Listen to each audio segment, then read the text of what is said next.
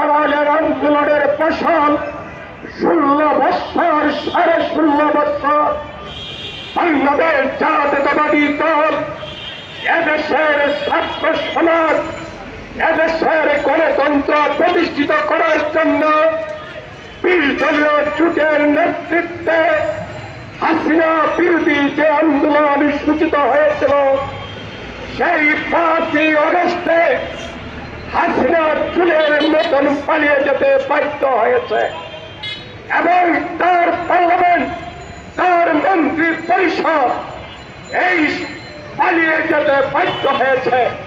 পৃথিবীর কোন রাষ্ট্রে দেখি নেই এই পার্লামেন্ট মন্ত্রী পরিষদ সহ প্রধানমন্ত্রী সহ পালিয়ে যেতে বাংলাদেশ আওয়ামী লীগ আজকে চুলের মতন পালিয়ে যেতে বাধ্য হয়েছে। কেন বাধ্য হয়েছে? শেখ হাসিনা গণতন্ত্রকে হত্যা করেছিল। শেখ হাসিনা মানুষের কথা বলার অধিকার দেয় না। শেখ হাসিনা মানুষের ভোটের অধিকার তার পেনিটি পেকে বন্দী করে রেখেছিল। শেখ হাসিনা একদলীয় শাসন প্রবর্তন করেছিল বলে বাংলাদেশের জনগণ তারেক রহমানের নেতৃত্বে আর ছাত্র সমাজের নেতৃত্বে জাতীয়তাবাদী দলের নেতৃত্বে হাসিনার বিরুদ্ধে আন্দোলন করেছে। আমরা একটা নির্বাচনের জন্য আমরা ভোটের অধিকারের জন্য আমার ভোট আমি দেব, যাকে খুশি তাকে দেব, সেই স্লোগানে এদেশের মানুষ ঐক্যবদ্ধ হয়েছে। ডক্টর মোহাম্মদ ইউনূস আপনি 6 মাস ক্ষমতায় এই অতীতে যদি তত্ত্বাবধায়ক সরকাররা 3 মাসে নির্বাচন অনুষ্ঠিত করতে পারে তাহলে আপনি কেন আজকে 6 মাস হয়ে যায় এখনো নির্বাচনের রোডে ঘোষণা করতে পারে না? পারেন নাই। কি কাজ আছে এখানে? কি ষড়যন্ত্র আছে? ষড়যন্ত্র করে লাভ হবে না। আপনারা যারা ওই উপদেষ্টারা বসেছেন 3 থেকে 4 জন উপদেষ্টা যারা 2008-এ ওই সাখাওয়াত হোসেন নির্বাচন কমিশনের ছিলেন, যারা রাতের ভোট দিনের ভোট রাতে দেওয়ার জন্য বাক্স ভর্তি করার জন্য সহযোগিতা করেছিল, আওয়ামী লীগকে 2008-এ ক্ষমতায় বসিয়েছিল, তাদেরকে আপনারা উপদেষ্টা বানিয়েছেন। উপদেষ্টা বানিয়েছেন যারা আওয়ামী লীগের কাছ থেকে সর্বাধিক সহযোগিতা পেয়েছে, ওই এনজিও মালিকদেরকে আপনারা উপদেষ্টা বানিয়েছেন। তাই আপনাদের কাছে আমার আহ্বান, নির্বাচনের রোডম্যাপ অতি দ্রুত ঘোষণা করুন। আর না হয় আমরা 90-এর ছাত্র আন্দোলন করেছি, ওই জাহাদের লাশকে সামনে রেখে ছাত্র সমাজ ঐক্যবদ্ধ হয়েছিল, এরশাদের পতন হয়েছিল। সেদিন বেগম খালেদা জিয়া নেতৃত্ব দিয়েছিল। আবার 90-এর চেতনায় বেগম খালেদা জিয়ার নেতৃত্বে তারেক রহমানের নেতৃত্বে যদি অনতি বিলম্বে রোডমার্চ ঘোষণা না করেন আপনার বিরুদ্ধেও আন্দোলন করে আপনাদের কাছ থেকে নির্বাচনের রোডম্যাপ আদায় করবে এই আহ্বান জানিয়ে আমি আমার বক্তৃতা দ্রুত নির্বাচনের রোডম্যাপ ঘোষণার দাবিতে আজকের এই নাগরিক সমাবেশের সম্মানিত সভাপতি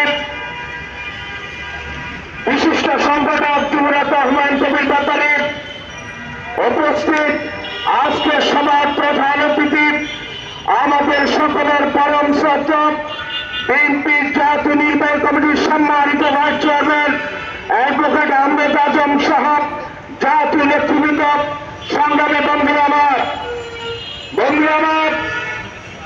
গণতন্ত্রের প্রধান শর্ত হচ্ছে বাংলাদেশের মানুষের ভোটাধিকার নিশ্চিত করা। আর প্রক্রিয়া আমরা এই ভোটাধিকার নিশ্চিতের কথা বলি, কিছু মানুষ আছে তাদের গায়ে চাওয়া দেওয়া শুরু হয়ে যায়। আমরা এটাই লক্ষ্য করছি নির্বাচন পরিবেশকে বাঞ্চাল করে গভীর ষড়যন্ত্র চলছে। যদি এর উপর কিছু হয় তাহলে সকল ষড়যন্ত্রের বিরুদ্ধে বুকের চাপা রক্ত জমিতে হলো আগামী নির্বাচন নিশ্চিত করা হবে, নিশ্চিত করা হবে। ইনশাআল্লাহ সকলকে দেশ বেগম খালেদা জিয়া জাতীয় প্রতি তারেক রহমানের নেতৃত্বে ঐক্যবদ্ধ হওয়ার আহ্বান জানিয়ে আজকের এই নাগরিক সমাবেশে যারা উপস্থিত আছেন তাদের প্রত্যেকের প্রতি কৃতজ্ঞতা জানিয়ে আমি আমার সংক্ষিপ্ত বক্তব্য শেষ করতে রহমান রহিম। আজকের সাংস্কৃতিক ফাউন্ডেশন কর্তৃক আয়োজিত আজকের এই অনুষ্ঠানের সম্মানিত সভাপতি জনাব জাহাঙ্গীর হোসেন শামীম, অনুষ্ঠানে প্রধান অতিথি হিসাবে উপস্থিত আছেন জনাব আহমেদ, বিএনপির ভাইস চেয়ারম্যান জনাব আহমেদ আজম খান, উপস্থিত আছেন রেজাবুদ্দৌলা চৌধুরী, উপস্থিত আছেন সৈয়দ মোজাম্মেল হোসেন শাহিন, কলিম ভাই সহ অন্যান্য নেতৃবৃন্দ,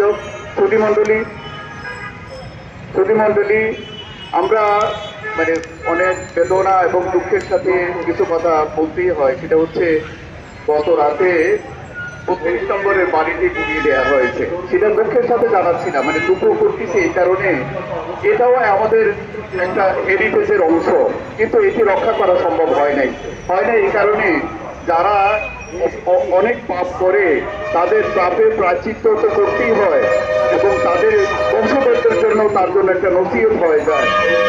আপনারা জানেন যে এই 32 নম্বর বাড়িটি শেখ মুজিবের বাসস্থান ছিল এবং শেখ মুজিব আমাদের নেতা ছিলেন, এই বাংলাদেশ স্বাধীনতা সংগ্রামের একজন অন্যতম নেতা। স্বাধীনতা যুদ্ধ যখন শুরু হয় তখন সেটা অন্য ঘটনা, সেখানে স্বাধীনতা যুদ্ধের ঘোষণা জিয়াউর রহমান দেন এবং সরাসরি রণাঙ্গনে যুদ্ধ অবতীর্ণ হন। কিন্তু তার আগের প্রেক্ষাপট তৈরি করার ক্ষেত্রে শেখ মুজিবের অনেক অবদান। দুঃখ যখন হলেও গতকালকে সেই স্থাপনাটি গুড়িয়ে দেওয়া হয়েছে।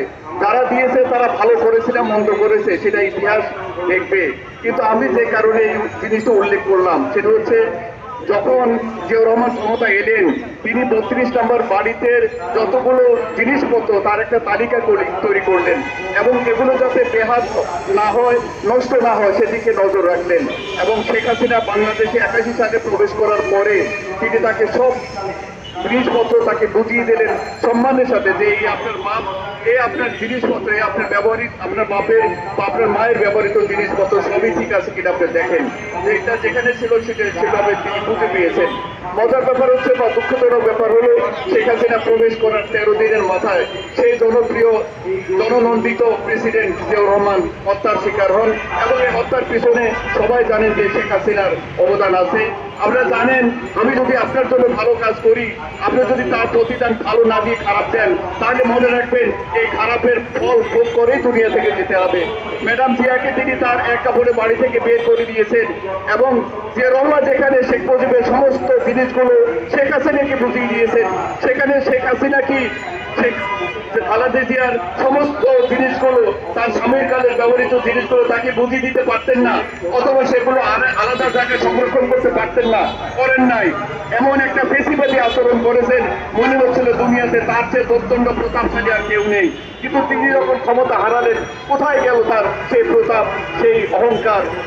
এই জন্য আমি বলবো যে কোনো অহংকারই স্থায়ী নয়। আমি যে কথাটা বলতে চাই সেটা হচ্ছে গতকালকে আপনারা দেখেছেন যে সংস্কার কমিটি বাংলাদেশের 4টি প্রদেশ করার একটা প্রস্তাব করেছে।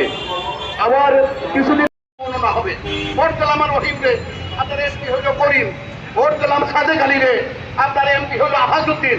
সেই নির্বাচন বিএনপি চায় না, যার জন্য বিএনপি বারবার নির্বাচনের কথা বলে। আমি জগৎ বিখ্যাত শিক্ষক, জগৎ বিখ্যাত শিক্ষাবিদ ইউনূস স্যার, আপনি যে মান মর্যাদা সারা পৃথিবীতে অর্জন করেছেন, আমি আপনাকে অনুরোধ করব এই যে বিভ্রান্তিমূলক কথাবার্তায় কান না দিয়ে শেখ হাসিনা যেমন এখন বলতেছে তা আমার এগুলো ভালো পরামর্শ দেয়নি। এই রেজা ভাই খানিকক্ষণ আগে বলতেছিল যে শেখ হাসিনা আজকে সকালে কইছে তা আমার এগুলো ভালো পরামর্শ দেয় নাই। আরে ভাই তুমি তো কোনো কারোর পরামর্শ শোনো না, বেগম জিয়া অনেকবার বলছে, দেশের জনসাধারণ অনেকবার বলছে যে ভালো পথে আটো, ভালো পথে খাও, তুমি তো সেগুলো কানতেও না। তা আমি বলবো তার দ্বারা এই নানান রকমের লোকজনের কথাবার্তা না বলে, যাতে 1991 সনে জাস্টিস শাহাবুদ্দিন সাহেব যেমনি একটা নির্বাচন বাংলাদেশের জনসাধারণকে উপহার দিয়েছিলেন, আপনি একজন নাম করা লোক পৃথিবীব্যাপী, আপনি তেমনি একটা নির্বাচন আমাদেরকে উপহার দিবেন, সেই আশা রেখে আমি আমার বক্তব্য শেষ করছি। খোদা হাফেজ। বাংলাদেশ জিন্দাবাদ, বাংলাদেশ জাতীয়তাবাদী দল জিন্দাবাদ, দেশ নেত্রী বেগম খালেদা জিয়া জিন্দাবাদ।